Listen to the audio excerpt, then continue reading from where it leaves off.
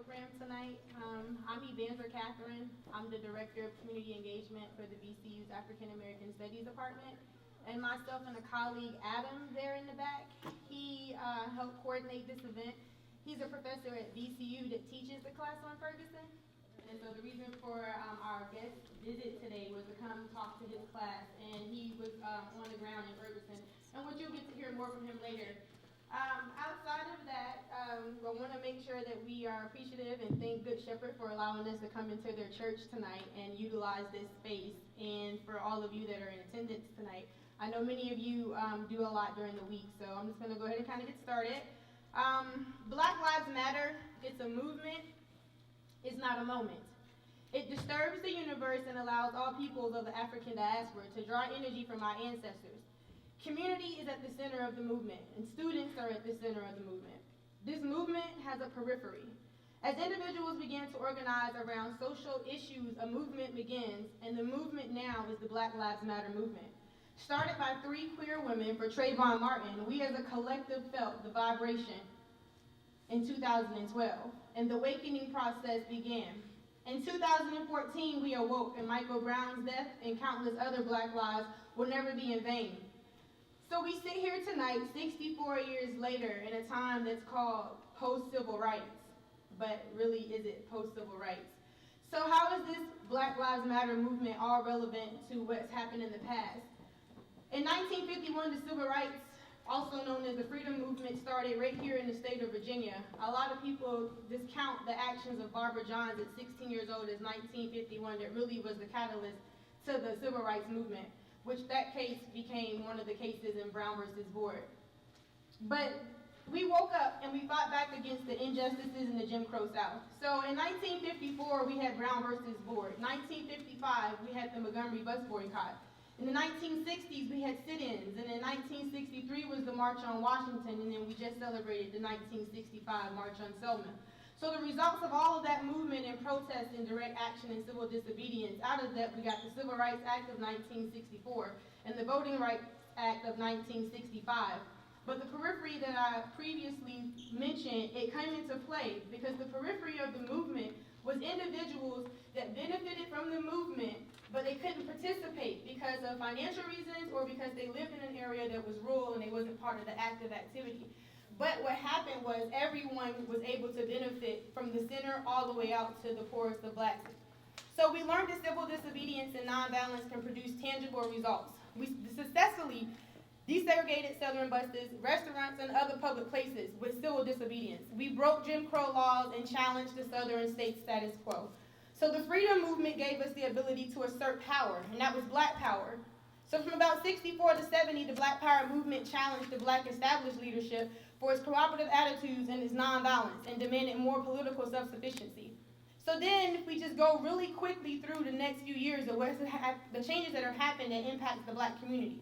In the 1970s, we were fighting for equality in the armed forces. Black History Month just became a month in 1970s. The movie Roots aired in 1970s. 1980s is recent, is this. Martin Luther King Day became a national holiday, very recent. 1990s, Governor Wilder, first black governor, Million Man March. It's all so relevant. It's only just decades ago. In the 2000s, we get our first black president.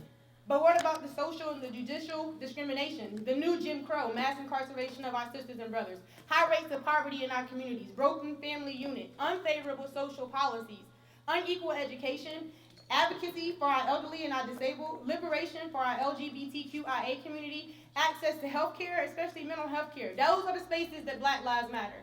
Would y'all agree that's where Black Lives Matter? It's not just police brutality. Black lives matter in all those spaces that I just mentioned. And the southern states are still struggling to produce statistics that are better than the 60s for the black community.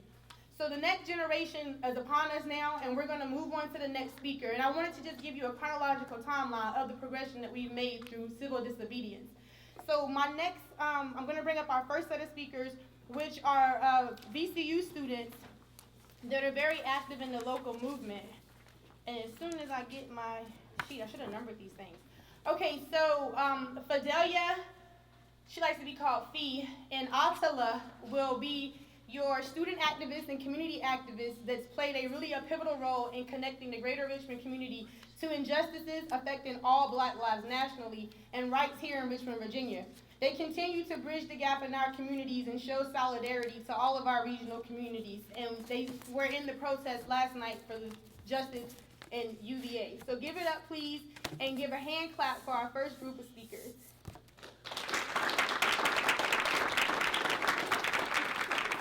And I know y'all probably don't want to stand up here, so that's fine. Do you think you can project, or would you like me to give you the microphone? I don't want the microphone. You want the microphone? I don't think I do. All right, well, it's here for the just in case. All right. So how you guys? My name is Atala. This is Fidelia. You can call me Fee. Yeah. So like as of today, I'm being called an activist. I would consider myself an activist. But about 6 months ago, I wouldn't have been able to say that about myself. I was in a place where I know that I wanted change for myself and my community, and I also knew that I wanted change. I also knew that the community wanted change itself. But I didn't know how I could go about doing that. I didn't think I had the utensils to do so. I didn't think that I myself could do anything, or alone by myself I could do anything. So I was really apprehensive. But yet again, I feel like we need a change. So I knew that I needed to act upon that. I started to do my research into the civil rights movement of the 1950s, 1960s, to really look at those civil rights activists that I heard about in school, the ones that they always talk about. We get a lot of Martin Luther King in school. That's all they want to talk to us about. We get a lot of Martin Luther King and a lot of Malcolm X. I mean, slight Malcolm X, but those are the only two activists that we really hear about.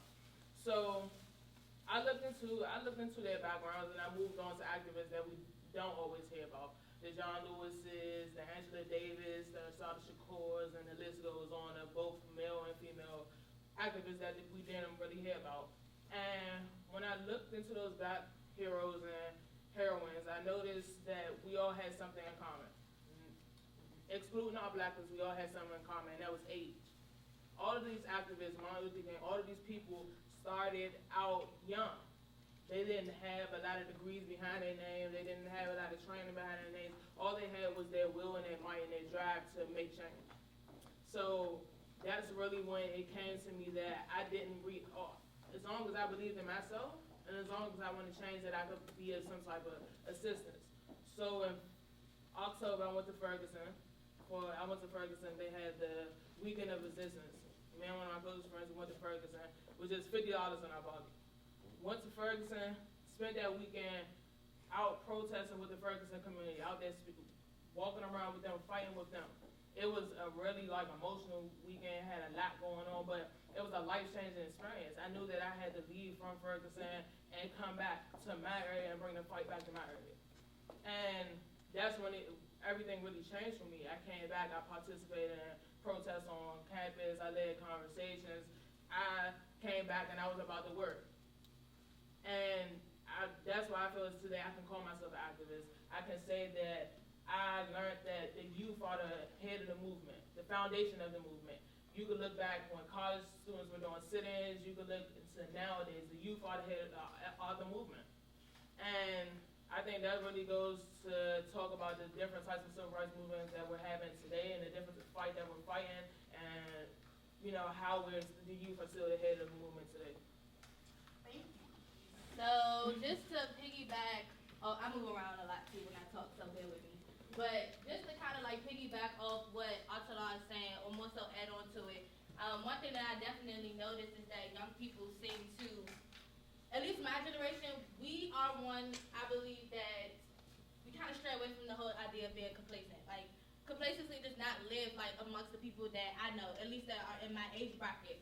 And because of that, I feel like our resilience and our persistence and our determination is what is shaking things up right now.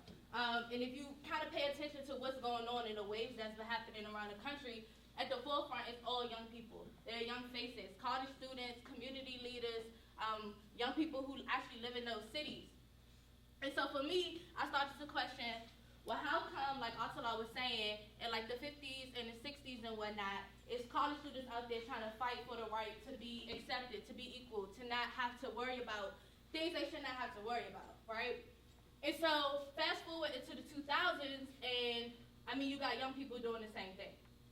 For issues that are not exactly the same, but issues that are kind of important to that generation. Like right now, the only thing that's really been amplified in the media is the police brutality. But we gotta realize that blackness, the way we are treated, the state we live in, is far beyond the way police treat us. Look at where we're sitting at, right? You're in Richmond. Around here, 7 projects in one vicinity.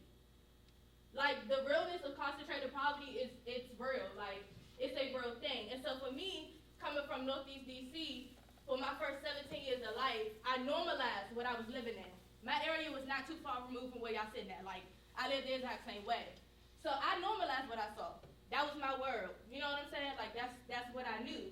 And it took me to leave my neighborhood to come to a new neighborhood that looks kind of the exact same, and for me to now be an outsider, to realize that the way I was living is just not normal. Like, that's not something I should have, in my mind say that is normal. And so out of that, that's kind of where I felt like, you know what, it's real. Like, this is something that needs to be talked about. And so from there on out, I kind of just aligned myself with people that were my age, who were determined, who were persistent in their fight for freedom, for at least for the black community. And so with that being said, I really feel like the young people are the cushion. And like, the stronger we hold each other and the tighter we stand, the harder it is to break us. Like, it's super hard. And so because we are the cushion, like, anybody else who tags on to us, we there to catch you. Point blank period. Like, that's the way the youth work. Like, we literally mold to one another. And so with that being said, the youth, like, I just want to give it up to like all the young activists in Richmond that's been like down riding, like trying to make sure that these issues are heard. Thank you so much. And with that being said, give Atala and Pazaya a fee, another clap. And all the youth activists that were out there last night, can you stand up in the room right now if you were out there last night stopping traffic? Anybody? Thank you. Give these ladies a hand clap. Because this is where our next generation of movement is going. These ladies were out there last night and they're still here to learn more. So moving forward, we're going to have our next speaker come up. She goes by the name of Zibe the Poet, but I'm going to refer to her as Zenobia. She's a self-proclaimed hip-hop motivator, educator, and artist. She speaks to the youth and adults from all walks of life to encourage everyone to pursue their dreams. Her personal motto is, if I want it, I will get it. Zenobia is in our schools, in our community, and on the writer's block. Her own mic, she has her own open mic sharing her success, her failures, and her truths to help others make it through life. Her words are often bellowed through her poetry, but are just as powerful as she holds workshops for youth and adults on topics ranging from appreciating life to making critical choices and the consequences and rewards associated with those choices. She's the founder of Community 50/50 Inc., a nonprofit organization comprised of community mentors that conduct the Choice is Yours workshops to help youth sharpen their critical skills while facing tough choices that impact their lives. Please, please give it up for Ms. Zenobia Bay as she comes to speak to you.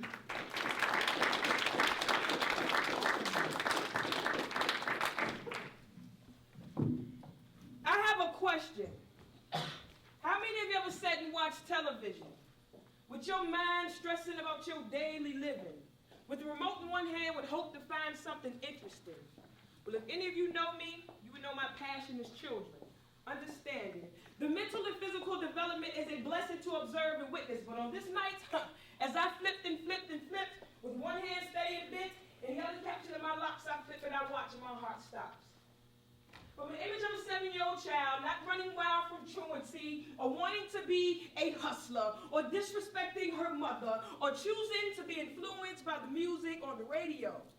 I have to let y'all know, she wasn't from the ghetto, but she was from the slums. We think in America we have bums, the slums of a third world country, and from all this pain I forgot to mention she was hungry. As I sat, I got full and fat off the fact that through all that, her face appeared she was cool with that. See, no complaining or whining about a sore back, none of that. As I put the remote down, the drum set in my heart began to pound, as she sat on the ground of a blazing terrain, not knowing if she would ever eat again. And she banged. See, not with the gang, but she banged rocks. Not rocks to move packs to allow money to stack, but she banged rocks with a hammer, patiently, to gain money to feed her family. The word choice is not in her vocabulary. The word hustler is now an understatement. As she continued to bang and fire bricks from the pavement lift towards the daunting sky. They land in her eye. And she is hot. Not hot from cash or fast. You see the sunbeams and the sweat streams off her face. And as I watch this, I now have tears. And it's like we're in a race. And our images are now identical. Her face was sweat, My from cries, and I'm blessed because my room temperature is somewhat comfortable. And the thought emerges, what do you stress for? And she continued to bang and don't complain about the dangerous pavement. As the night followed, another day came and went without enough money to feed her mother, father, and 3 siblings to feed the hunger pains that are calling. She can't answer, and I can't take no more. So my left hand is like a lock to a key to a door, and as I remove it from my hair, it is now unsecure and free to write. So I free write. This poem that would have punctured your heart. If any of you ever sold, you would have felt it from the start. But sometimes we live life in a cart, just pushing through life and shopping for unnecessary wants and being impatient, time wasted, ungrateful nations, but this child is too weak for complaining. And while we're strong enough to see our own goals and targets, we're too lazy to shoot or follow it. So I write and I pray, and my tears are now enough to make a pool. And this child's only weak words are, I just want to go to school.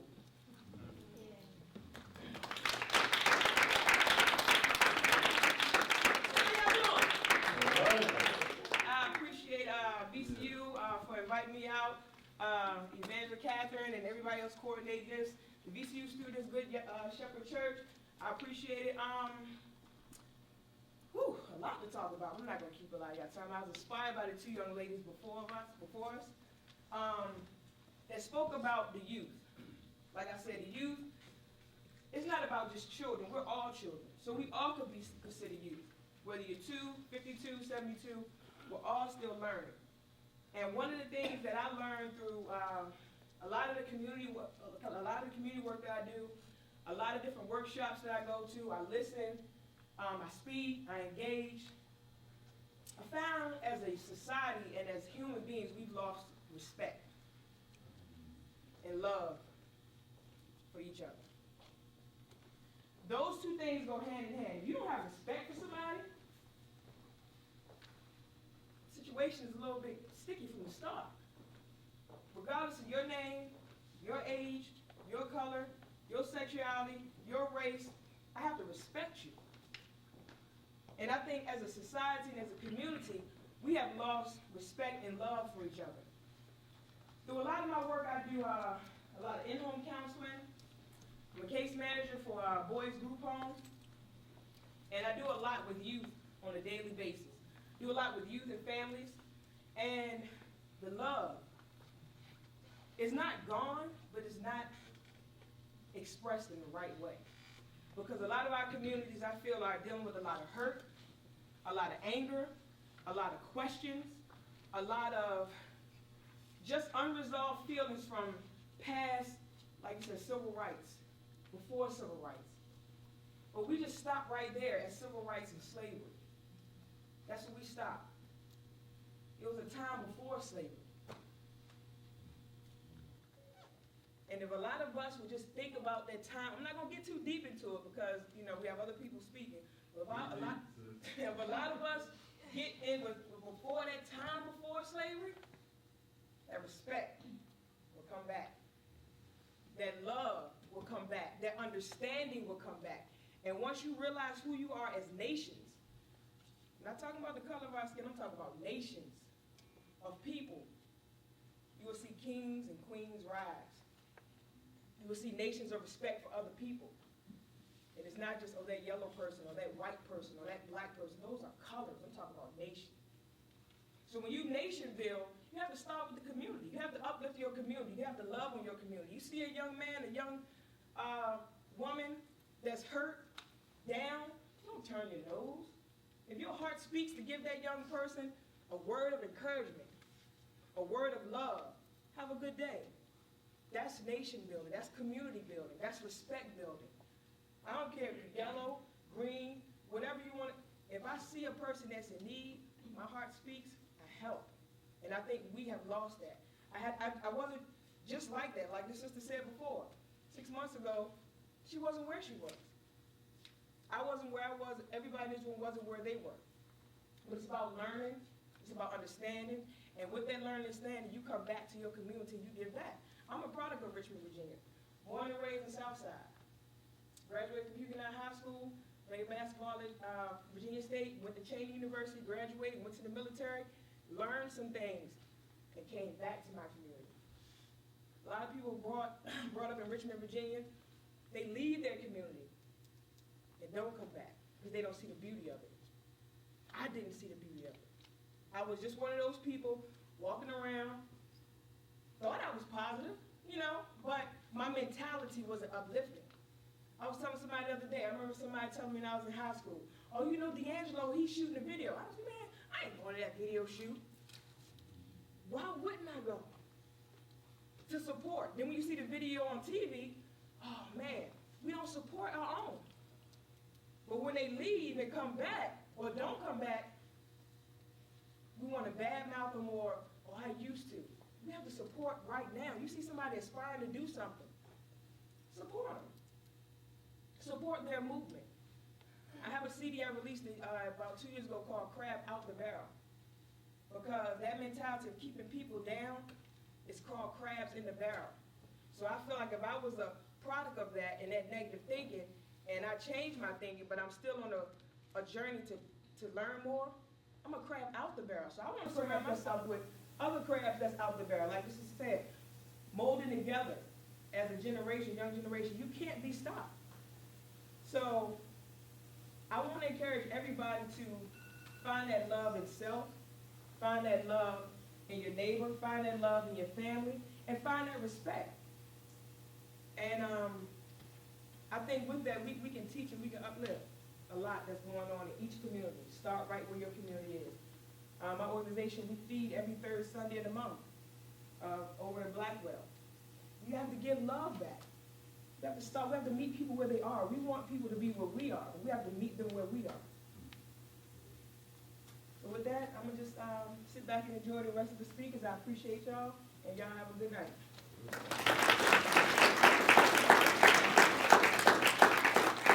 Thank you so much. Can we give her one more hand clap? I'm tired of the microphone. I think y'all can hear me. Our next speaker would be Iman Shabazz. And before I introduce him, just in case I didn't previously, in the far corner, there's the men's restroom, and in this far corner is the women's restroom. And I figure if there's a fire, we just all go that way slowly and respectfully. But Iman Shabazz is going to come up and be our next speaker. He's an activist and organizer in Richmond, Virginia. Come on, Iman. Give him a hand clap.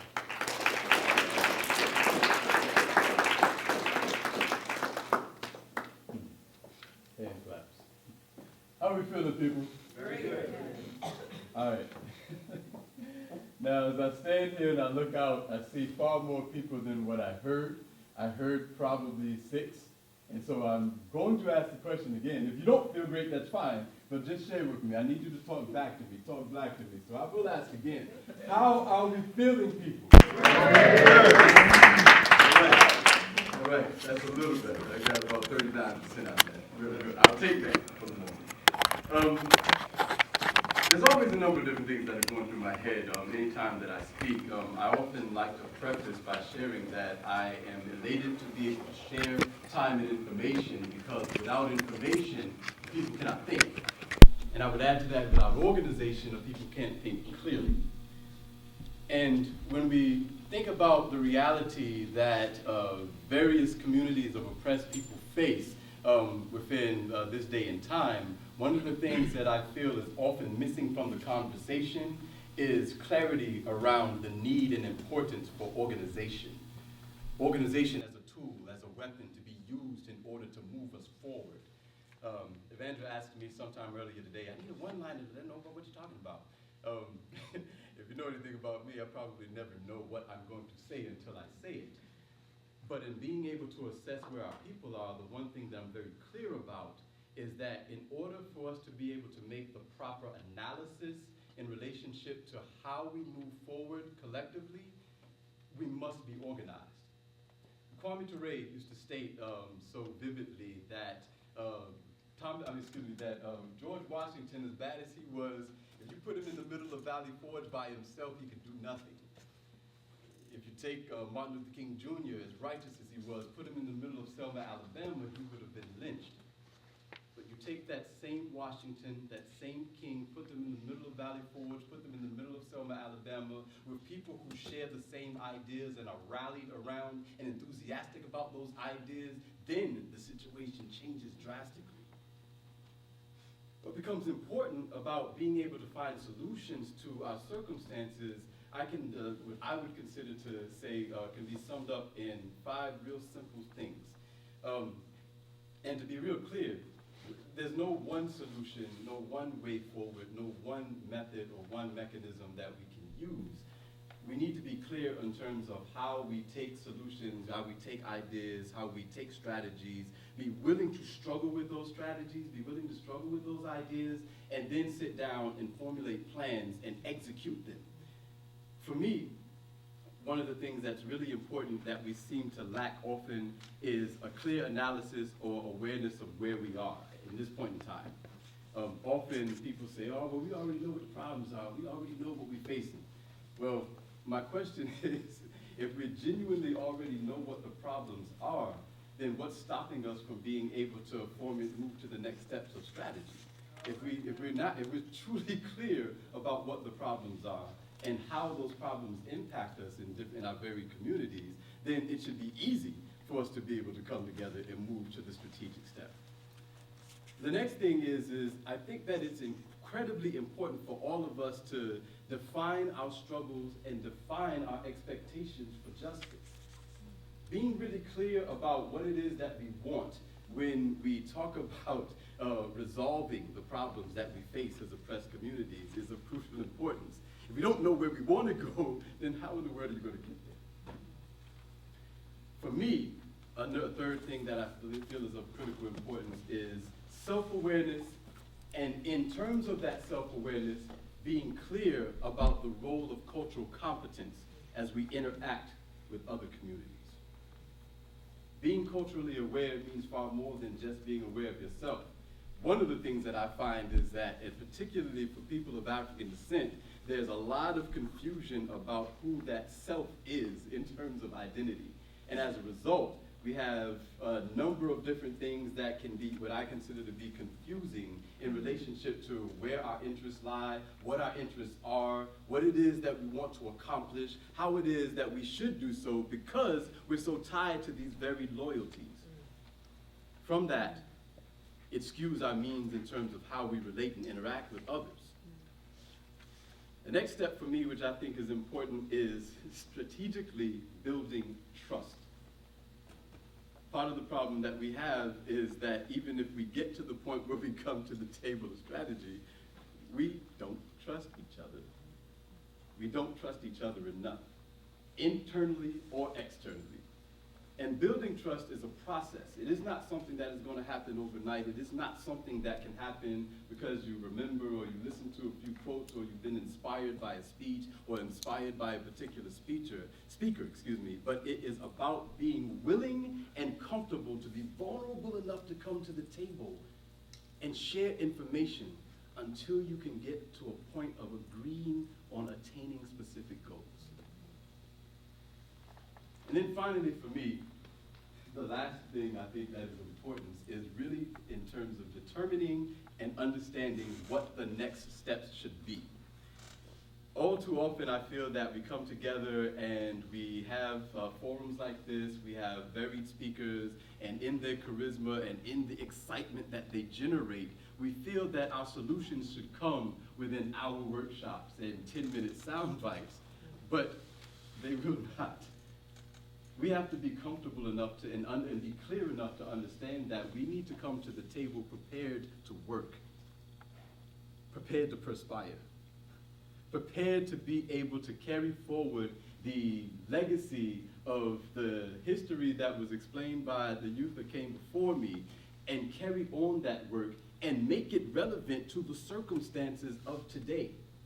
Being really clear about what it is in terms of what we need to achieve, what objectives we are seeking, we're going after, and how those things may differ based on the current circumstances. In observing those 5 things, I just want to leave you all with a couple of quotes because, no one asked for the Amon Shabazz analysis tonight as far as I understand, and that's certainly fine, but what I think is important for us to realize is that many of the solutions that we seek have been laid out for us by our ancestors. And so I'd like to just leave you with a couple of words, if possible, in reflection on those things. And this is not it. Brother Dr. Wade Nobles states that power is the ability to define reality and have other people respond to your definition as if it were their own. You see, all we have to do is listen to the voices of our people. Steve Biko, the most potent weapon of the oppressor is the mind of the oppressed. Kwame Ture, the first need of a free people is to define their own terms. Audre Lorde, the master's tools would never dismantle the master's house. Mary McLeod Bethune, the drums of Africa still beat in my heart. They will not let me rest while there is still a single Negro boy or a single Negro girl without the chance to prove his or her own worth. Dr. Joy DeGruy Leary, you cannot have unity without justice. You cannot have justice without truth. You cannot tell the truth without courage, because the champions of God cannot win this war as cowards. Marcus Garvey, God and nature first made us what we are, and then out of our own creative genius, we make ourselves what we want to be. Let the sky and God be our limit, and eternity be our measurement. And lastly, I would offer me, humbly me, Amon Shabazz, would throw into the mix.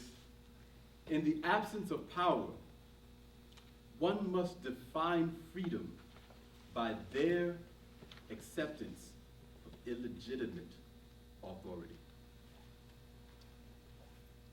When you consider these things, and the wealth of information, the wealth of knowledge that is laid before us in the works, the writing, and certainly the organizations that have been left behind by those who came before us, we have a multitude of ways, for all relative purposes, to get to the justice we seek, to get to the freedom we seek, to get to the inroads of peace.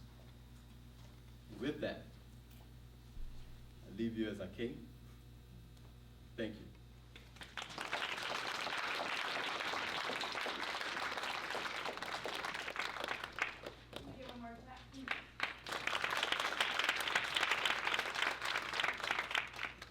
So before we move on to our final speaker, but not necessarily our last, I do want to mention that there is some papers on your chair about a Young Feminist Conference that's going to be coming up April 10th through the 12th.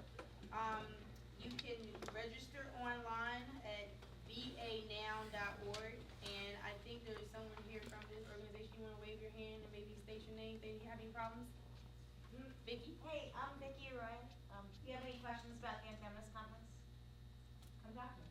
Thank you, Vicky. All right, so next we're going to move on here. I know it's getting late, and the Reverend's going to be coming out after our next speaker, Jihad Al-Dumami.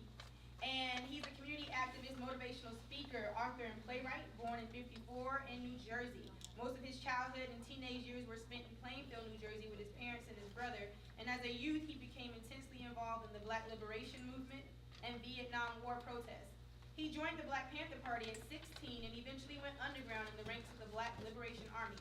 In the mid-'70s, prior to his incarceration, he was also the coordinator of the Rochester Federation of Youth in Rochester, New York, a youth organization that sponsored community economic development projects and weekly political education and Black history classes, and worked with juvenile delinquents and high school dropouts. His bio continues to go forward, but you can't really account for what a person really does until they tell you about who they are themselves. So if he would definitely come on and grace the stage today, and y'all please give a loud hand clap for Mr. Jihad Al-Dumami.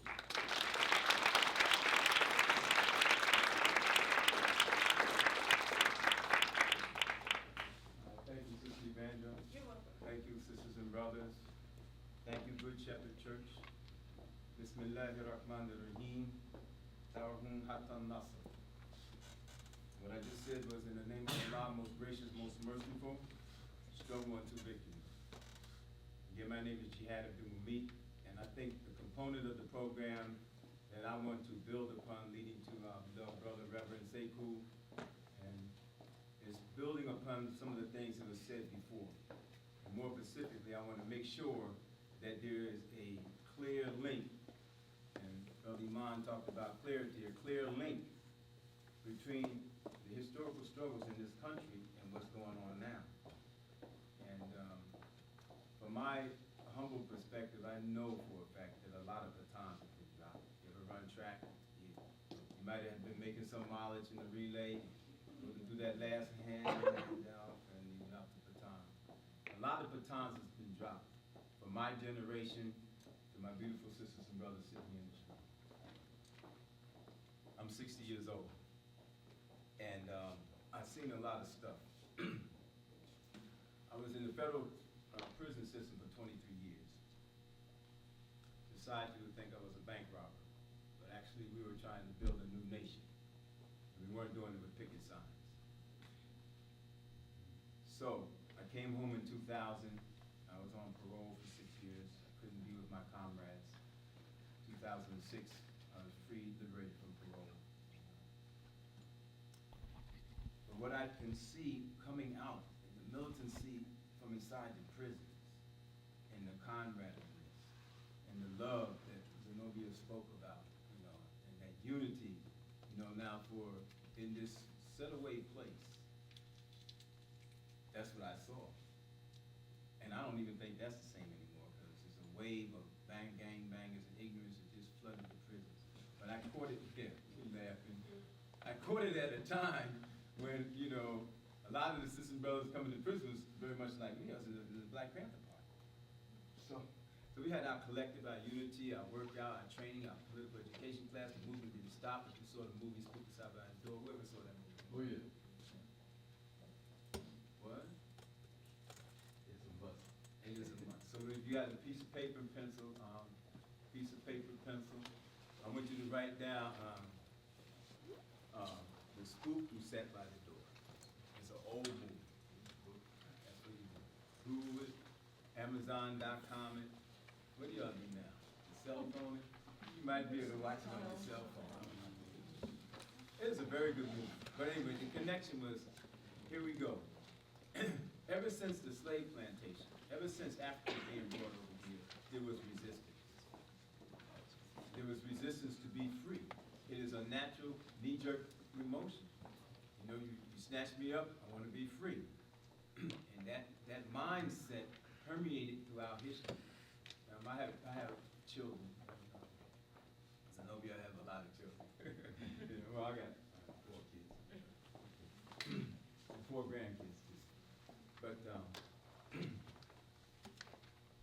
this history that I'm getting ready to tell you in the brief time that I have to speak, I'm just going to go through a serious little line to show that this spirit of fighting and resistance and building our communities and nation building has always been present. All right? So I need a volunteer from anybody, preferably a brother. Come on, brother, yeah, because I'm going to throw a step aside here. I want you to be able to absorb it. Chad, what is it? Mom. So now here we are on the Leaders for National Moment. So the Maroons, slave warriors, and we sold ourselves into slavery, and Europeans coming down and building that old slave triangle that we learned about in school. But there's always that resistance there. Those Nat Turners, and many of those slave revolts are right here in Virginia. And I would trust that everybody in this room has went to see the slave trail at least once, because I've been finding out there's a lot of people that's living in Richmond and been there for so long. This is not a condescending statement, but you have to go, I just put it that way, and see what's right here in your own area. Just go down there by the dock, see where they brought in the slaves, and you can see they have it all documented. They said, the easiest thing to keep something from somebody is keep it in a book or on a plaque or something that you read, and you won't even know that it exists. It's a good thing. So they got it there for you to read about the history and something like that, about the resistance right there. There was always that resistance there, and that resistance continued on throughout history. And there's always, from the very beginning, from the slave master to your local senator and congressman today, always been that resistance, that state-sponsored resistance to keep the established order, which at that time was a slave plantation, and now, whatever you want to call it, they try to sell you on the fact that it's democracy, you know, and that's relative, but there is some things that Democratic. You know. I'm not into absolute things, you know, like, you know, it's not this and that, but you know, like Sabas, it get very complicated. But that resistance, so then the Black Panther Party, the reason I joined was because I saw that strength, that organization that Iman Shabazz talked about, that you don't really see today. You're in a different situation today, I got that. So what each and every one of you do today, a lot of times is in a vacuum, your organization, your group. But back, going just as far as the 60s and 70s, these were movements that evolved. This is a movement, these are movements. You know, where, you know, you're a part of the organization, and that quote that you had about you defining something and getting people to embrace it as if it was their own, and internalizing this as if it was your own. So even a brother man nodding on the drink corner like this, you know, would give you a right on, brother. The music said it, right on, brother. Say it loud, I'm black and I'm proud. The Vietnam War protest, 4 dead in Ohio. It was in the song, it was in the culture, it was in everything that we did. It was a movement. Now, void of these movements, and I know I was in the back talking to Reverend Sekou, he said, well, things are coming along, but for the most part, there's 300 million people in the United States, and the movements are not ideologically driven like they were. When you talk about a vision, about what you want to build, we're talking about building the 5 states in the Black Belt South. Did you know that? We're talking Mississippi, Louisiana, South Carolina, Georgia, and Alabama had their own constitution that was under the Republic of New Africa. These were serious movements. These weren't just bank robberies, as the government, what they would say. We had our own armies, the Black Liberation Army. I know today we probably be terrorists, but that would be hard to sell us as terrorists back then, because we were blowing up stuff and calling it a day because we're mad. That's what you see a lot today. The hell is going on? Pardon me for cursing in the church. And, but these are movements, survival programs, food, clothing, and shelter, education, our own institutions, health clinics, hospitals, schools. This is what was going on when I was growing up. And I just decided to take the military thing. So I have my brother Kamal up here because I want to demonstrate something. I was hoping a smaller person would come up. You know, I'm the chairperson of the Jericho movement. Jericho's you can look it up, www.thejerichomovement. After I got little handouts I give you, everybody goes. You know, the right to self-defense, to defend yourself. Because there was Michael Browns on the street when we were growing up too. There was Eric Garner's, you know, but the response was a little more different. Not suggesting that happened today. We're just giving a little history, rendition of what's going on. But as we said in the Black Panther Party, we can't walk down the street with safety and security. You can best believe you won't. Take it where you at. I know that's right. Give me a gun. And I'm not talking about the new Black Panther. I'm talking about the Black Panther Party, armed and ready. So don't throw our guns out the car. But that's all right. So if Kamal is walking down, matter of fact, could I have a lovely sister come up? Yes. Yes, look at you. God. Like, now you, what's your name, sister? Shayla. Yes, I met you before, beautiful sister. Okay, y'all are coming from, can you move up just a little bit? No, face the audience. Y'all are coming, you are coming from Walmart to the parking lot, all right? You're coming to Walmart to the parking lot. I'm going to demonstrate. So now, here I am. I'm going to jack her. Well, you don't even have a purse. It don't matter. Because I'm going to cut that bracelet. I'm a knife expert. Oh, you want to see something really fancy? No. I'm going to cut that bracelet off her wrist. All right? And I'm going to see if Kamal can stop me from doing it. You ready for that? You ready? Well, let's just see. You watch this. You're coming back. You're walking. You're walking to the car. Shayla, you supposed to be walking. You're walking. Just You're walking. No, moonwalk. Not take her Right and say yeah. And I want now, Kamal, you're gonna speak it, and I want to see what your reaction's gonna be. Other than that, I think I can probably. What is that made out of? Love. Okay, so I think I should better cut that off. You ready for this? I want you to peep me coming, because if you let me get here, I'm going to cut it off. You got it? I want you to see what you want to do. Just don't knock me out. You ready?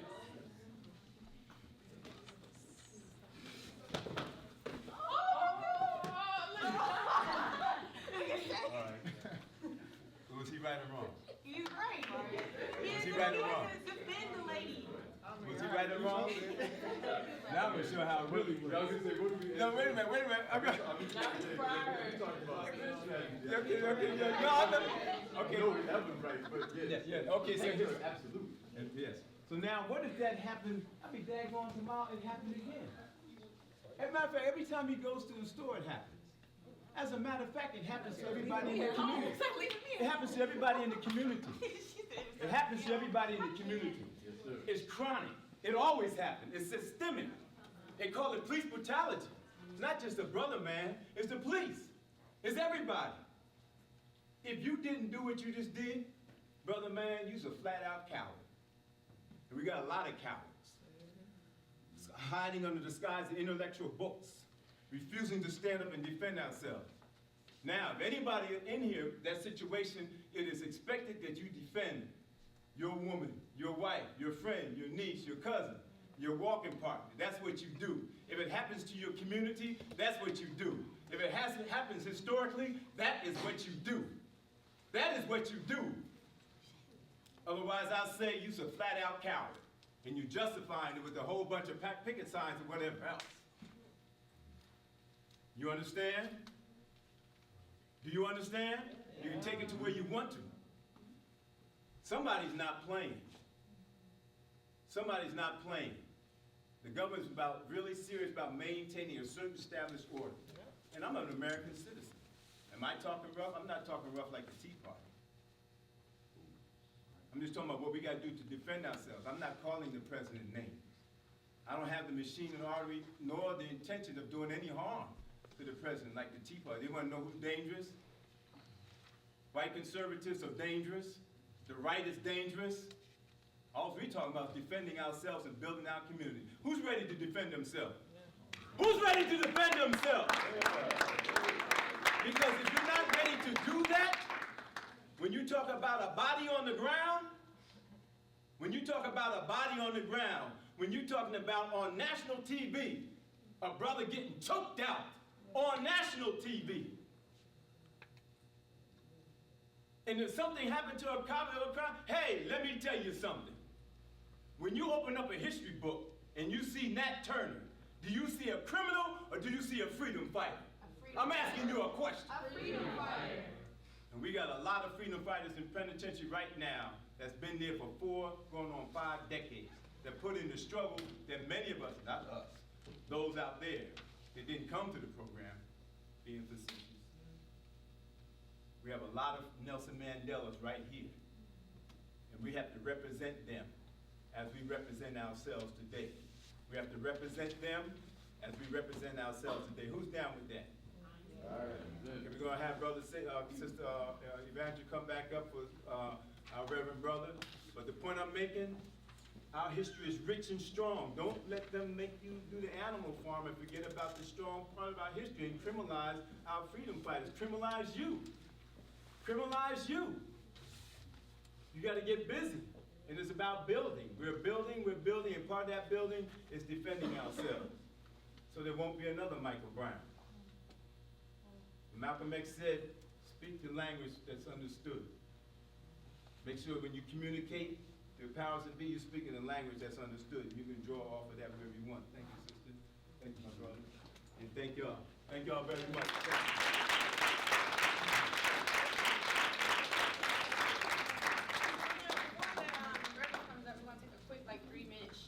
But as I've been around for a little bit of time, I look a little young, but I've been around for a little bit of time. I've experienced a lot. I've run into some really amazing people. And I've always been for the uplifting and empowerment of blacks. But I met some students at VCU that they are on it every time something happens. They are showing some solidarity to our community all the time. And I want to recognize them before we take this little intermission. And they're part of a group called Black Action Now. And they formed, 3 women formed this amazing group that is responsible for probably 90% of the protests that Richmond do see in the streets. So Ashley Shackelford, Shavante Patrick, Brittany Maddox, and anyone else that's part of Black Action Now, could y'all please stand up and we honor these ladies? I want everyone to stand up. All of you, stand. For really bringing the forward. Thank you. I really appreciate it because although I'm much older than they are, I learned from them and how I want to make sure I stay involved in the movement. So let's just take a quick 2 to 3 minute break and we'll start very promptly at that 2 to 3 minutes so we can get a couple of questions in towards the end. So thank you.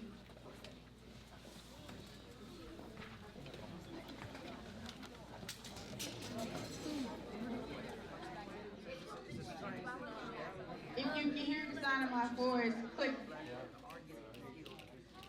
If you can hear the sound of my voice, snap, snap, snap, snap, snap. Awesome, I got your attention.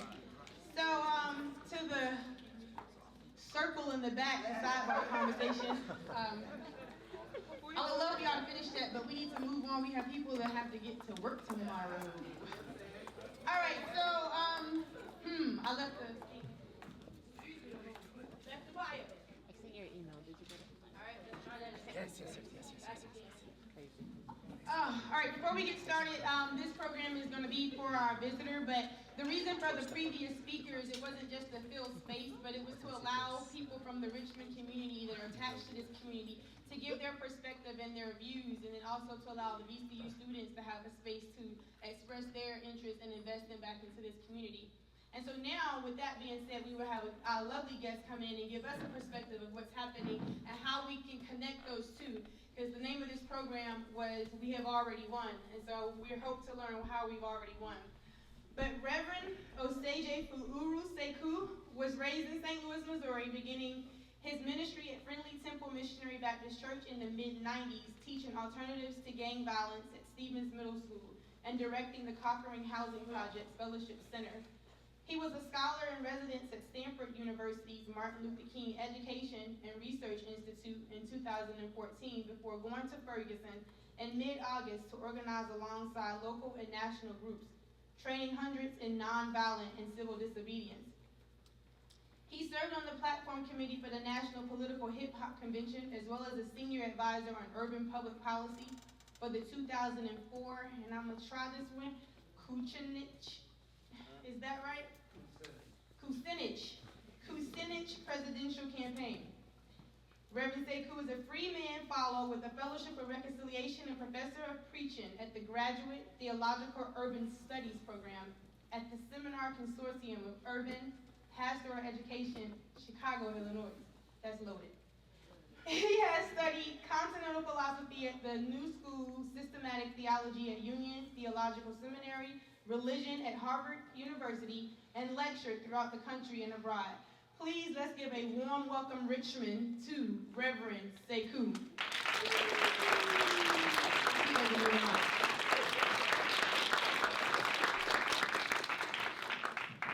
Good evening. I'm tired, so I'm gonna sit down.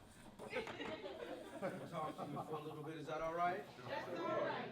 Let's dialogue. So I want to talk a little. I want to first just say thank you to Professor Adam and Sister Evangeline and the folks who worked to get me here, and then my dear sister, Dr. Tamora Lomax is here, and so I want to just say thank you to her and to her family. I was hoping to see the boys. I know they probably got homework and find me terribly boring. So I'll give them and your husband Michael my best. I want to just take a few minutes before you, and then we open up to some critical conversation. Is that all right? The blood of Mike Brown has seeded a great revolution in America, has washed away the veneer of the age of Obama. And the age of Obama is characterized by what we in German would call the Zeitgeist der Ängste. The spirit of age, of the age of angst, is what shall punctuate the ending of the age of Obama, which began with the Zeitgeist der Freiheit, the spirit of age, of freedom and possibility. And so Ferguson represents the end of the age of Obama, that is preoccupied with post-racial discourses, under the assumption that the access of one person to the highest office in the land while 2 million reside in prisons is a form of success. And that Ferguson has to be situated in a broader cultural context, particularly beginning in 2008 with the collapse of the global economy, in which the Arab Spring, whether it be in the West Bank or in Tunisia or Egypt, the ways in which people, historically oppressed people, have dealt with oppression and tyranny has taken on a new form whereby it engages in two practices: the occupation of public space and the rejection of old leadership. And that occupation of public space is, whether if it's Tahrir Square in Egypt, it is West Florissant in St. Louis. Became our Tahrir Square, where there was an open contesting with state violence and state power, primarily done by people who are the bane of the existence of the nation. What is unique about Ferguson, it is queer, it is young, it is woman-led, it is single mothers, it is angry. It says, fuck the police. And if you're more concerned about the profanity that young people speak rather than the profane conditions that they live in, something's wrong with you and not them. And so part of what we've seen is a new generation of leadership that has emerged in such a way that they will not bow down. I see them night after night standing in front of tanks and tear gas in the face of rubber bullets. And the police say, please disperse, will you go home? And they say, you go home. We are already home. And so a new generation of leadership has emerged. It does have ideological content, characterized by an anti-imperialist discourse. It is a relationship between the young people of Ferguson and Palestine. It was the Palestinians who tweeted us and told us how to deal with tear gas. And many of these young activists just returned from Palestine. And so it is an international anti-imperial critique. It has deep nationalist and black nationalist sensibilities predicated on the idea that in addition to and suspicion of national legislation, but rather that we must be in our communities working in such a way that we create independent and autonomous spaces. And quite honestly, Ferguson looks more like the first intifada than it does the civil rights movement. Given the global nature of the repression that we're experiencing at this particular moment, the way in which the global capital is in crisis, and the extensive militarization of local policing agencies in which the same practices are shared across elites. So the president, the chief of police, former chief of police of Ferguson, as well as the current chief of police in St. Louis, were both trained in Israel. The same companies that made the tear gas that was shot at us in Palestine when I was there in 2012 is the same company that makes the tear gas that was shot at us in Ferguson. We're talking about a global beast and the global empire, but poor black kids who took the words of 3 black women, 2 of them queer. I call them the Holy Trinity. Patrice, Licia, and Opal. These black women who gave us these words, this hashtag in the social media space, and the kind of way in which social media functions, in the way in which Paul Gilroy talks about the ship, the Atlantic, kind of transatlantic formation. All over the world, people utter the words Black Life Matters. 2 queer women helped do that. This is a unique moment. It is not.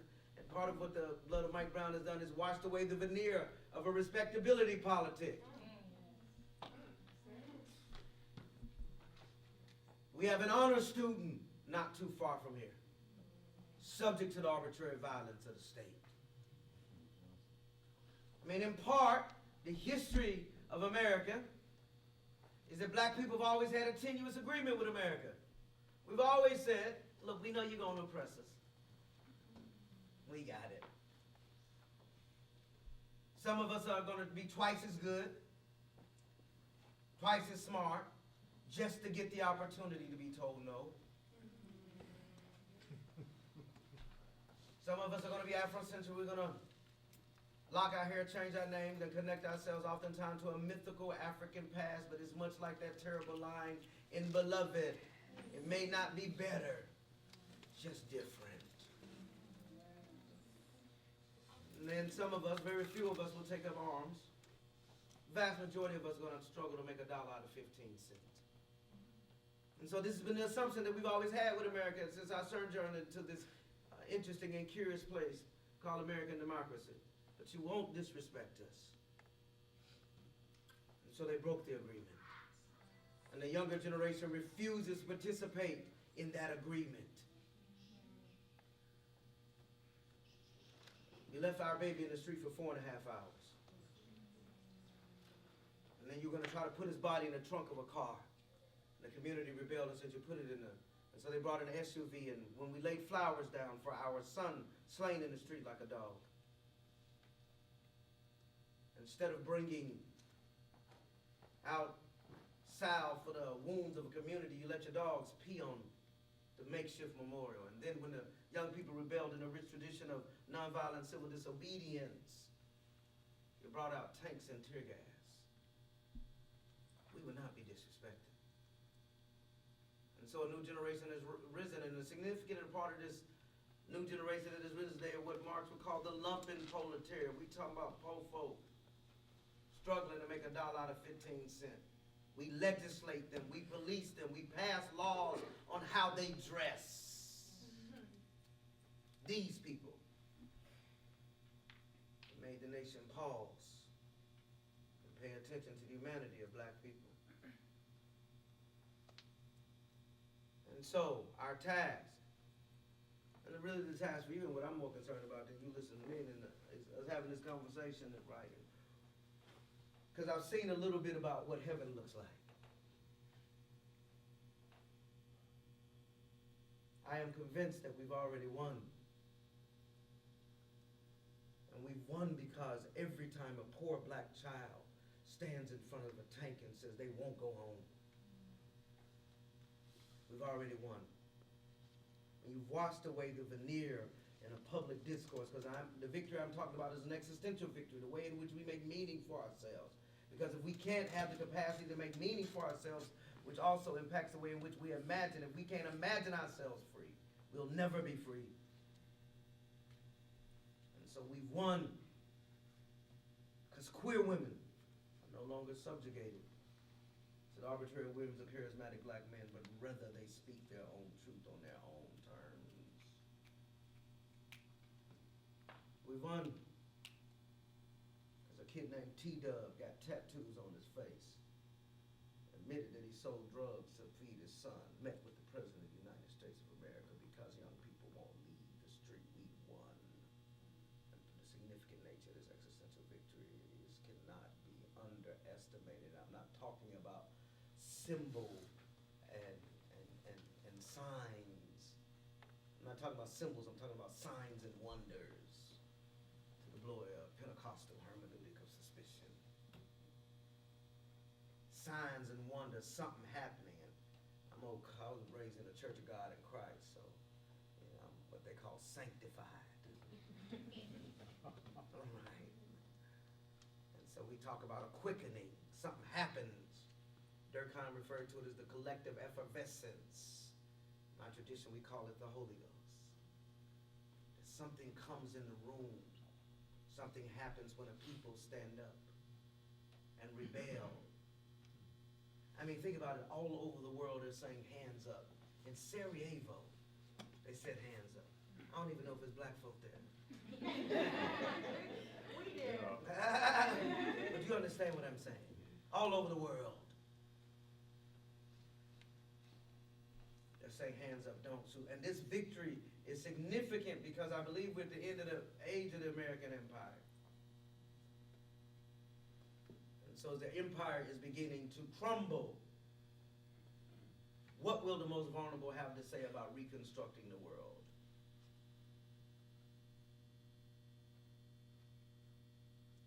And let us be sure, while it will be black and queer and marginalized led, we cannot do it by ourselves.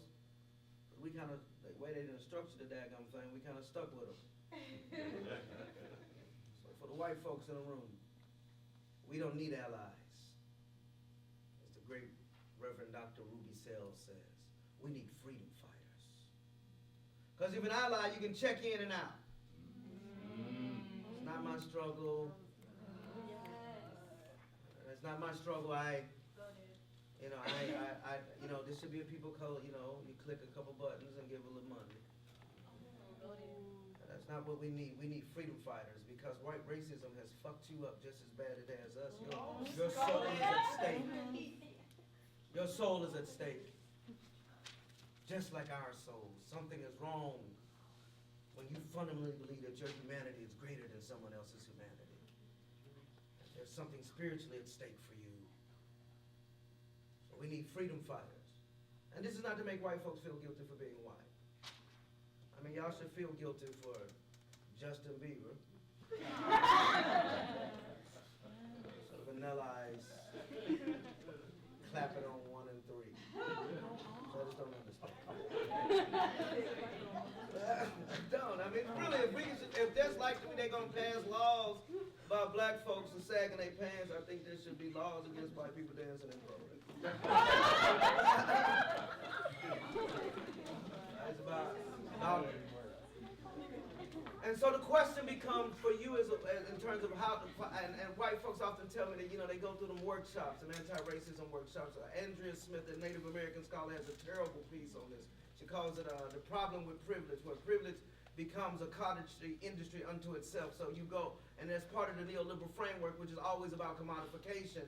And so if you do these certain things, if you get these certain kind of expert skills, you've got it. So you go to these anti-racism workshops, and you say you're an anti-racist white, and it's a lie. I am a patriarchal, homophobic, misogynist. I live in America, and I'm dishonest when I don't say I am. All of us got a little anti-black in us. All of us got a little anti-woman. All of us got a little anti-trans, queer in us. And so we should just be honest about it, and then push through it. It is like it's like claiming an easy victory. And Emil Cocker-Brown tells us to tell no lies and claim no easy victories. And so it's in you. But when they tell me they've been to these workshops, I say, oh, that's interesting. Have you ever been to a black funeral? Because that'll tell me how much black people love you. And they put their mom in the ground. So they want you standing next to them. I'm not talking about what I know. A preacher may want to say, I tried it for myself, and I know. And I've seen it in Ferguson when Antonio Martin was killed. And the community gathered around him, 50 family members, 150 folks from the movement. Food Not Bombs ran the repast. These queer white folk, hair blue and non-gender conforming, shaved on one side, and asymmetrical haircuts. And a black woman named Mama Cat is the mother of this movement. She cooks for everybody. She just finished culinary school, and she cooks for us all. And she ran it, and Food Not Bombs staffed it for a poor black family, queer, multiracial, in Tracy Blackman's, in a black woman's church where the repast was. I've seen it. I've seen what a multiracial democracy looks like it because I've seen it in this movement. And again, this is not to romanticize our movement. We fight like cats and dogs, and I don't like young people.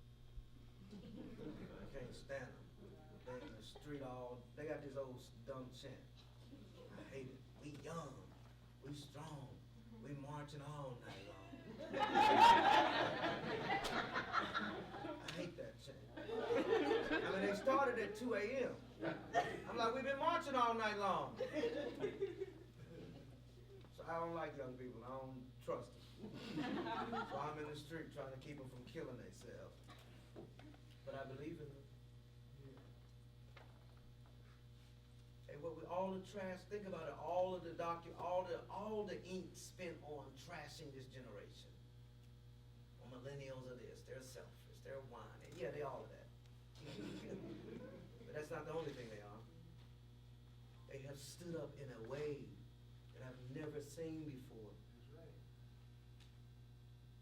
I mean, think about it. And then the interesting thing about Ferguson, there's no nonprofit industrial complex. So this is the context very similar to the Black Panthers, right? So you come into communities because Huey P. Newton says you got to throw the people life rafts. Right? While you building a revolution, folk got to eat. African proverb says if a man's hungry, he won't seek shelter. Don't try to find something to eat. Right? So part of it is that there's no nonprofit industrial complex which tends to tamper social movement. Right? You know, you have a little basketball program and, you know, for the kids. It tampers social movement.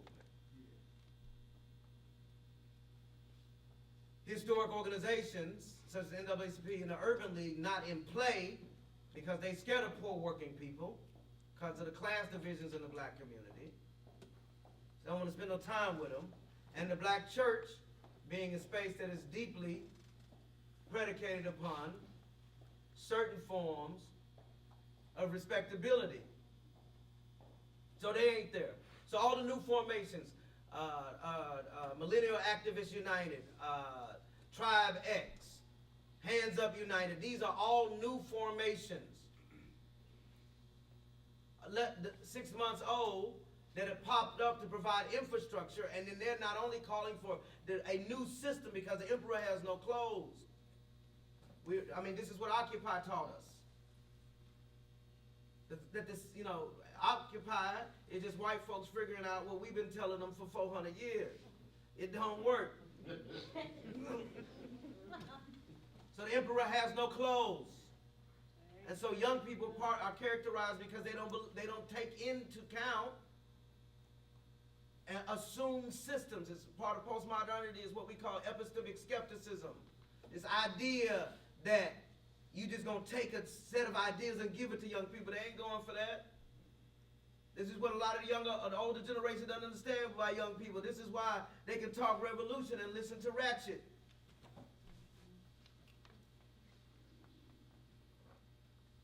So they can be reading Audre Lorde and dancing to Beyonce and be able to hold attention. And because Brittany Cooper raised this last night, we were at Duke University about, because part of it is that part of social movement and part of what neoliberalism does is to commodify joy and pleasure. And you can't have no movement without no joy and pleasure.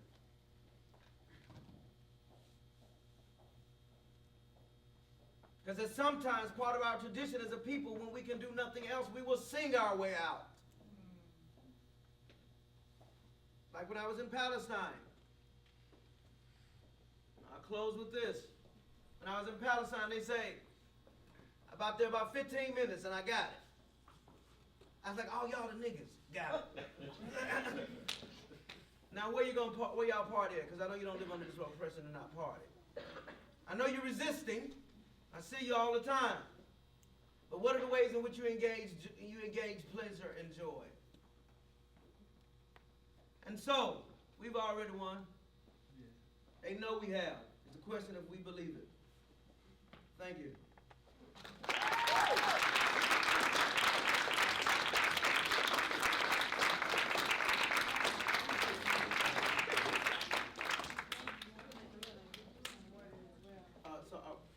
So what we gonna do? I didn't realize it was so late. So I'm gonna have you guys give you the audience an opportunity to ask the Reverend any questions, and then the other speakers as well. If you would like to ask them some questions, I'm gonna have them come forward as well. So Zenobia and Iman and Yvette and Fidelia, y'all want to come up here.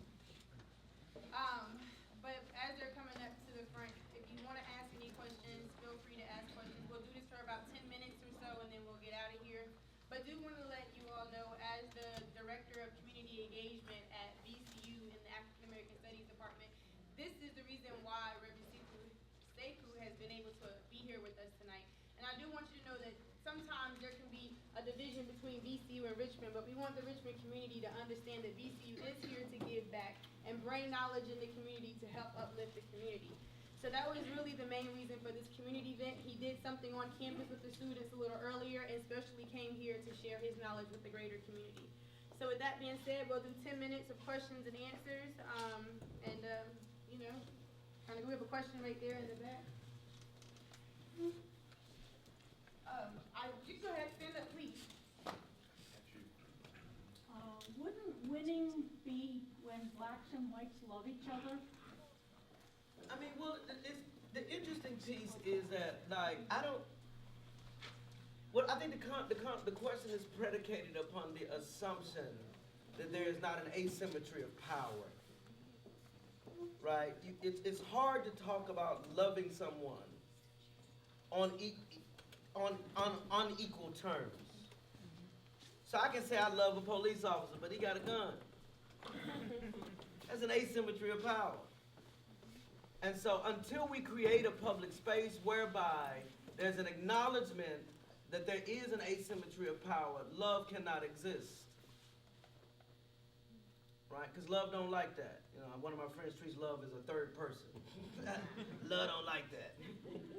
Right? And so part of it is that, and then what does loving each other look like? Does it mean that the current arrangements stay the way they are and there's just less resistance? Right? Right? Does it look right? It's like one of the challenges around nonviolence, although I'm committed to it. It's one of the challenges around nonviolence. If it's disconnected from ideology, it's vacuous. So you get a nonviolent construction of a government like South Africa, right? Even though there was armed resistance, the transition of power was quote unquote nonviolent through the vote, but 87% of the people still got 13% of the land, and 13% of the people still got 87% of the land. There was no acknowledgement of the asymmetry of power, but everybody loved the South African flag that's South African. And so until there's an acknowledgement of the asymmetry of power, it becomes deeply problematic. And so I think love does not become possible. Now it can be. For me, I believe love emerges out of social movements. I've seen poor people love each other. And that social movement itself is a spiritual discipline, and one can come to love. The white folks I love, I've been to jail with. Probably owe them some money, too. Since we're talking about the asymmetry of power. So, yeah. Do we have any other questions? Question in the back? Go ahead. Behind you, Montague. According to history, America was built for whites, and Africans were brought here, and some mess went on, so somehow we're trapped here. But the structure of America is built off of business, because in some situations, people don't look at skin color if you got some money in your pocket. So, being that it functions off of business, how did black people win if our businesses can't go past the local level? Well, there are a couple questions. There are a couple questions I want to get back to you, and then other folks can jump into this, right? If that's all right. So one, I want to interrogate the assumption that the question is that is the aspiration of black people integration into the American empire or to transform it into a more just space? That's the question for me. And those of us who come out of the tradition of the American left, in particular, which is an indigenous form of leftism, it looks different than in Mao, it looks different in other places, looks different than the Gramscians or the Trotskyites, tradition of the American left. Our belief is that we can transform the imperial aims and redistribute wealth and power in America for everybody, right? So it acknowledges that, but it says, okay, that is the truth, and we're going to attempt to transform it. There have been other black nationalist traditions that says we can't get no justice in this piece, so we're going to snatch off a piece of land, or with Marcus Garvey, we're going to go back to Africa. And it's still the question for me, in those contexts, what will be the arrangement of the state? If the arrangement of the state is just simply a neoliberal model that's predicated on black capitalism, then to me, it just looks like black people reproducing the various systems that we're bringing a critique of. I mean, I have personal suspicion of the nation state anyway as a project, right? I think the ideal of the nation state is deeply problematic, and we need to be raising a question about that. You see that a lot among the young activists in Ferguson. So those would be the questions that I want to give back. And the idea that we have more black businesses than we've ever had in our history. We have more black billionaires than we've ever had in our history. Is that enough to go back to Africa? No, I don't know. But I'm saying even if we go back to Africa, when we get there, is the government going to be Kwame Nkrumah's government or Sekou Touré's government? Or is it going to be the neoliberal government of South Africa? Right? That's what I want to know. Now, I'm opting for Nkrumah.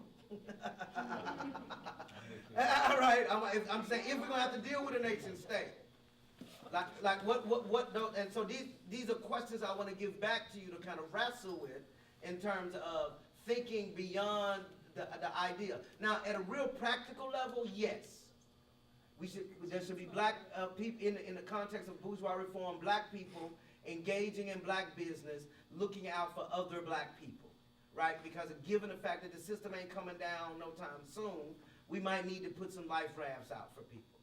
So we should definitely have, black spaces, cause at bare minimum in black spaces, right? There's also, we get armament, right? So this is why black people, with all our critique of mega churches and chicken foot preachers and all of that, which is true, part of what the black church provides is black armament against this beast.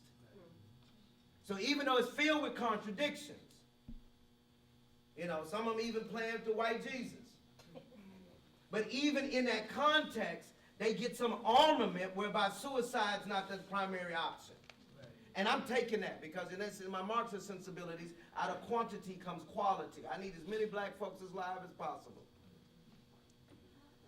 Right? And so the armament, so black businesses become black spaces, because it's not only creating the black businesses, but also creating alternative black spaces where we can come to do it. This is why our communities are overrun with black fraternities, sororities, the Elks, the Masons, all of that. For all that contradictions, this is about carving out black space. Right? Because we gotta be able to fight the same thing like with all women's space. Y'all talk about stuff that y'all don't want to talk around us, and you need the space. Right? And then we probably don't want to hear it. Right? But you need the all black women's space, all black queer women's space, all black men's space. Well, how can that happen? Because in order to do any of that for the black people here, we got to purchase land from white people. But now, what I'm saying, the conversation to kind of go back and forth. Okay. Well, let me just hold. Okay, all right. But we'll talk about it afterwards. Yeah, definitely. I'm right, you wrong, but. For the sake of time, I just want to give each member on the panel to just state one thing they feel that they could commit to in 2015 for this community, Richmond community greatly. Just as from where your passions are, can each panelist let the audience know what something like this can do for you to give you the energy, the motivations to go back into the community and change something. Just give us one thing you would love to change in 2015. And we can start at the end with Mr. Iman Shabazz. Is there one thing you would like to see happen in the Richmond community? How can us collectively help with the Richmond community?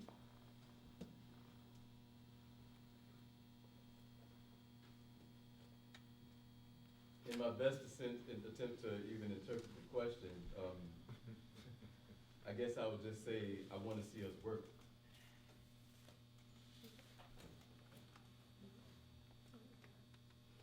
That's it. You want to see it work? Zenobia? Yeah, same thing like you said, just, stop talking about it. You don't have a movement or organization that you're starting, latch on, build, community building. Start with the 3 needs. Let's start giving back clothing, food. Let's start in our communities. And like I said, my organization, we feed every 3rd Sunday of the month. You say you can't look for shelter, you're hungry. So let's start with the basics. Just be active. Be active. Mr. Dumani? Yeah, I think I would like to see, the commitment on my part, I think I'd like to say I live out, is to provide some type of real inspiration to young folks, even more so because a lot of times we work off of emotions. An incident happens, and then we're there, and then we go back because the 24/7 is such a beat down.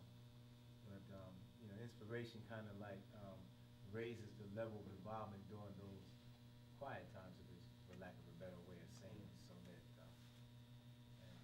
that I would like to add to that inspirational part.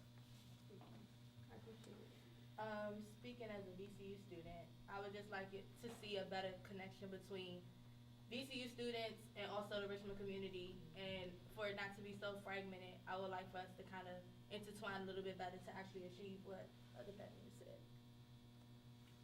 Yeah, so, I would like to see that solidarity between, the VCU community and the Richmond community, not so much as, VCU students taking over or claiming the city of Richmond, but mostly where VCU students or the VCU community can aid and help Richmond out or listen and be of assistance in any way necessary. And also, I would like to see more in the community work.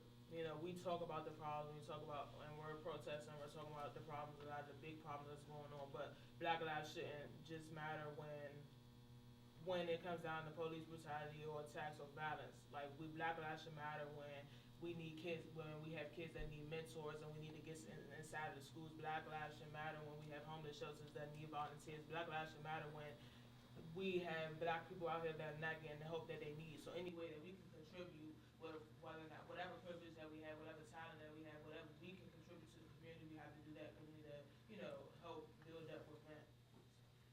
Well, I appreciate it. I think that just, the last before we tie up, I'm gonna let, Adam just come and say at least some things. I want you to say something at least. So, but Adam. before you do, since this brother had one question, because I feel like I did all the talking. Can y'all talk, is it a question directly for the Reverend? Can I you mean, it talk to would him be after? for any one of the speakers, Yeah. so it doesn't matter how you want to. Just one more question. Okay, that's fine. Go ahead. Well, my name is Charles Wesley, everyone. A common theme seems to be love, community, respect. I like to read a lot, so one thing I was reading was Rabbi Shum Botich, and one of his books was simply saying how he feels not that it's not enough love, but he feels it's not enough hate. And what he means by that is not enough hate for those things that we want to change. So if we feel that it's injustice, we don't have enough hate towards that injustice. So I wanted to ask you all, is love enough? Or do we need hate towards those things that we need to change, things we feel have to change?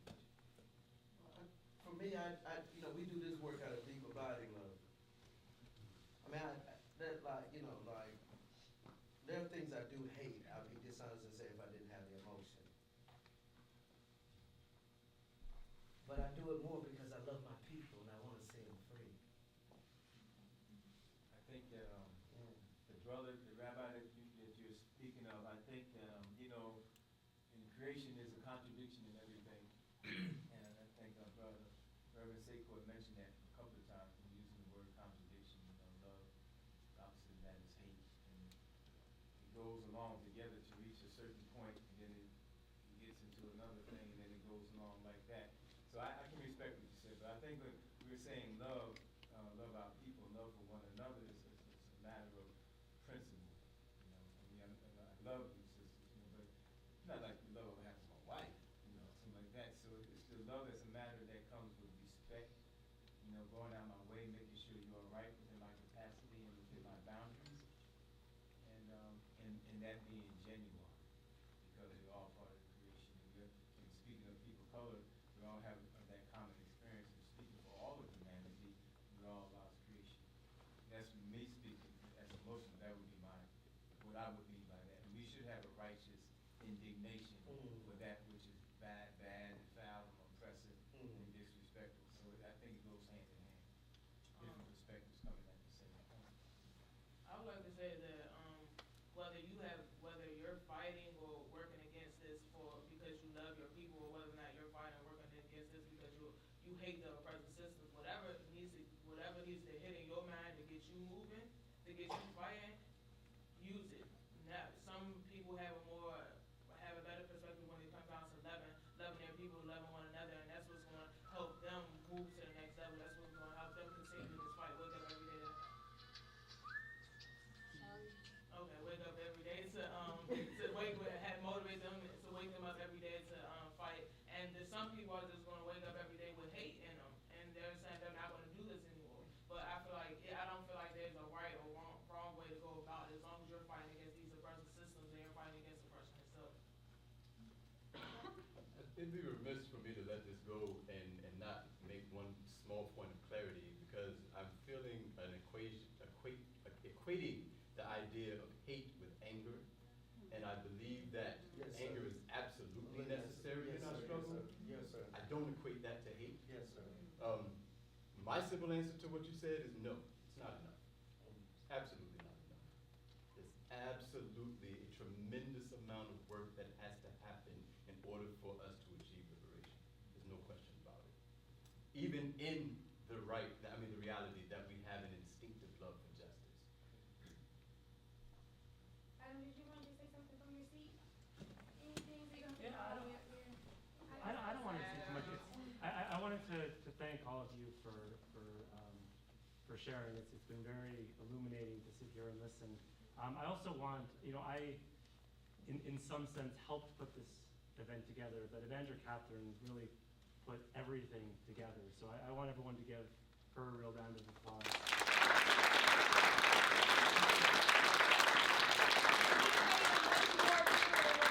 We'll take that. It was an awesome partnership. I had an awesome time working with Adam and getting this done. But as you're leaving and exiting the room, there are many people in here in this room that are active or being active for some cause that's personal and internal to them. So if y'all should, I would like for just for a quick second, if you're part of an organization in which you would love to have someone be a part of, they may not know you exist. Can someone stand up? Just one person from Black Action Now. Can you give like a one-liner on what you do? If you please tell us what you do with the feminist conference coming up. Just one quick line if you need to join an organization. So Black Action Now is a community organization in Richmond, and we focus on racial injustice, but also an intersectional piece where we make sure that we're incorporating all identities when it comes to fight for Black lives. So, Thank you. Yeah. Vicky, can you please? Hi, y'all, I'm Vicki Ryan. I'm with the Richmond National Organization for Women Chapter, and we are a feminist social justice advocacy group. We've been around since the 60s. And yeah, those flyers, if you have any questions about the Feminist Conference at all, definitely just let me know. Thanks. I think we have someone here from the Richmond Peace Education Center. Please, could you give us a word? I'm Adrienne Sharp. I'm the director of the Richmond Peace Education Center, and we work to build a more just and inclusive and peaceful Richmond community, and we support a lot of different struggles for community and racial justice. Any other individuals here a part of anything? Like these are the kind of people and opportunity you take to find maybe something that you're interested in. If it's not necessarily Black lives, or if it's women, if you want to do feminism, or like she said, creating a more inclusive Richmond. But anybody else in here from an organization that could put yourself in a position to go ahead. Representation, this freedom, justice, and equality movement is responsible for WOL, WCLM, and WCHBL, which can be heard everywhere. Thinking if you couldn't hear me, you can catch me at the end. But is anybody Rise Up is in the room? Ebony Campbell, please, can you let us know what Rise Up is doing? Hi everybody, my name is Ebony Campbell. Rise Up stands for Raising Interest in Social Equality. We're all about bringing awareness to issues in the community and trying to promote socioeconomic change in the community. We're essentially trying to fight against injustice, just as the organization up there. So if you want to know more about us, you can find us on Facebook at Rise Up RVA. Anybody else? Okay. My name is Lily Estes. I have a couple of different organizations I work with. I'm a community strategist. I've been in Richmond for about 35 years, looking to bridge intersectionality, intergenerational, all of that good stuff where we're empowering public housing residents, non-public housing residents to be more active in how we bridge community and government for the empowerment of regular citizens. My name is Montague Magruder. I'm with the Richmond Industrial Workers of the World. It's a branch of the actual industrial workers of the world that seeks to fight any kind of labor injustices across the board. Like for example, the prison industrial complex, how there's prison labor going on within jails and whatnot. I'm also a member of the Richmond Transit Riders Union, which has been fighting to improve the public transit system here in Richmond. And some of y'all may know that the GRTC has recently decided to try to get to convert the fare system into unlimited use passes, and that's something I fought for, and I made a recommendation for when I served on the GRTC and Transit Study Task Force.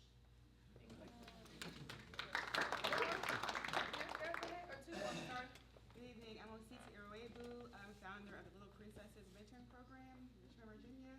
And what I do is I link positive female students who are at higher institutions of higher education with female middle school and elementary school students who live in at-risk communities to serve as tutors and mentors and to help them develop them into positive young ladies and leaders and global community servants.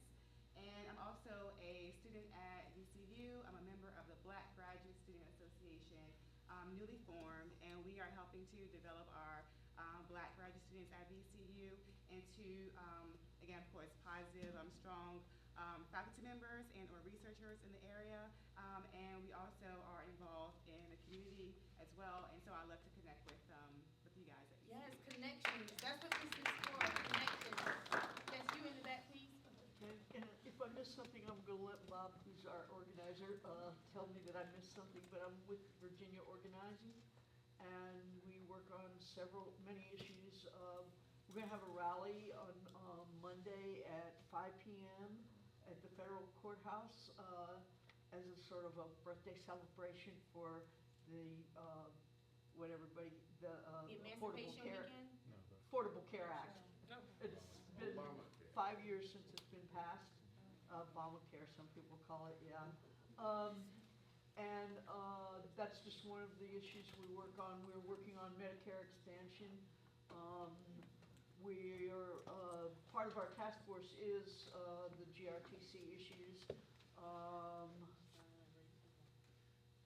racism, and we're going to have one of the workshops, one of the speakers talked about, but we're going to have a workshop on racism coming up May 16th. And let's see. Well, I might as well say what I do personally with Virginia Organizing, and that is with a much bigger group in Charlottesville. I get old computers, I repair them, I put open source on them, which is Linux, so it's free, and I give them away to anybody that asks for them. I don't do many because it's only me, but that's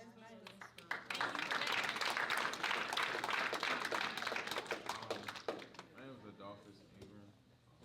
I'm with Reach One, Teach One out of Fort Lee, Virginia. What we do there is, it's not a race thing with us. We just tackle at-risk youth, period. We grab them. It's like a big brother mentorship program. It's all about prevention with me. Like, I don't have to teach you how to retaliate to something if you're not there in the first place. If I can reach you before you get to that point. And that's what it's all about with us.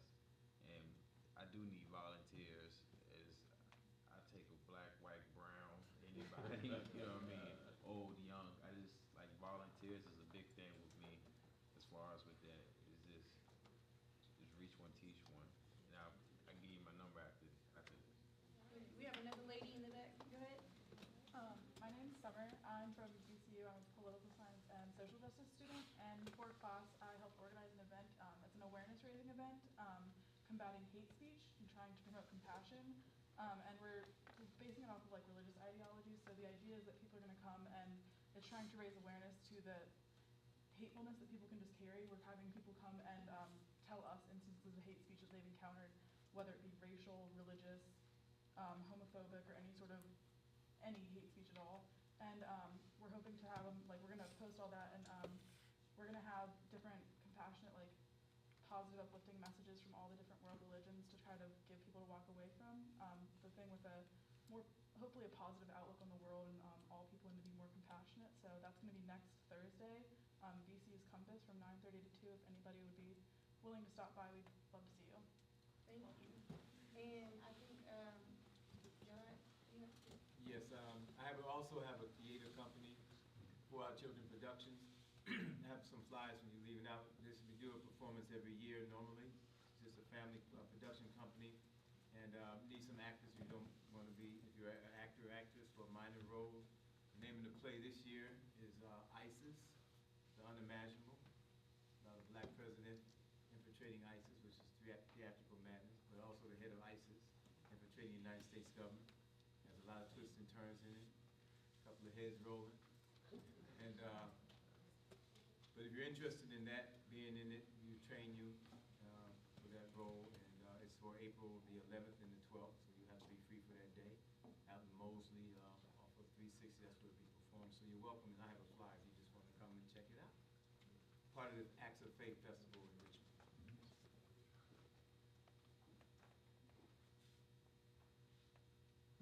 All right, I just want to say something, for the young man who just said something in the back about Reach One, Each One, Teach One. I actually partnered with him last summer. He, out of his own pocket, threw a cookout for the inner city community at Forest Hill Park.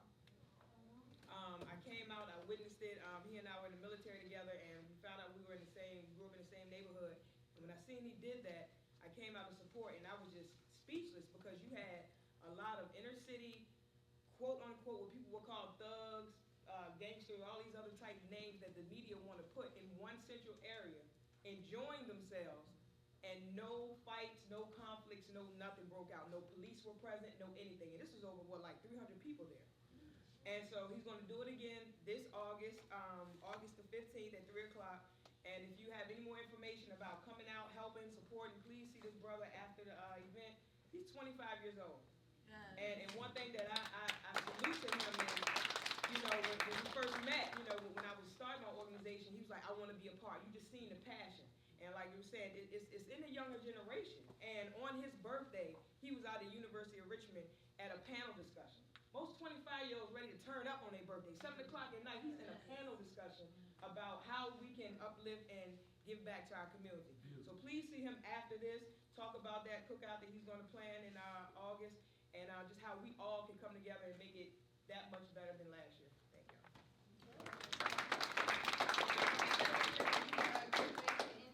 Definitely connect amongst each other. As the director of the Community Engagement Office for my department, please reach out to me if you would like to see VCU come into your community and bring more resources, information, knowledge. Students, the VCU students are amazing. I am a VCU alum, but the students that we really have now are amazing. And so one more time, I